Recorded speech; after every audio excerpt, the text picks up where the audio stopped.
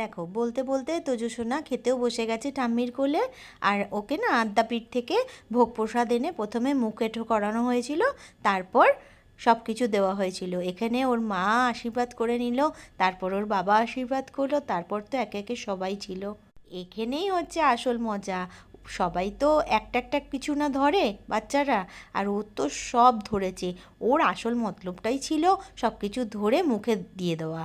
যথারীতি এই ছাদে রান্নার আয়োজন হচ্ছে। এখানে সকালবেলা গরম গরম লুচি ভাজা হচ্ছিল, আর ওদিকে দুপুরের আয়োজন আয়োজন তো হচ্ছেই। দুপুরে অনেক রকম মেনু ছিল, মাছ ছিল, মাটন ছিল। তো সকাল থেকে ভরপুর আয়োজন জোরদার কদমে। আমি যখন ছাদে গেছি তখন তো প্রায় কাটাকুটি কমপ্লিটই হয়ে গেছে। এখানে আনারসের চাটনি ছিল বটে, কিন্তু আমি তো আনারস একদমই পছন্দ করি না, তাই খাইও নি। আর মাছ, টমেটো সবই কাটা হয়ে গেছে প্রায়। তাহলে আর কি, তোমরা ভিডিওটা লাইক করে দাও আর আমাকে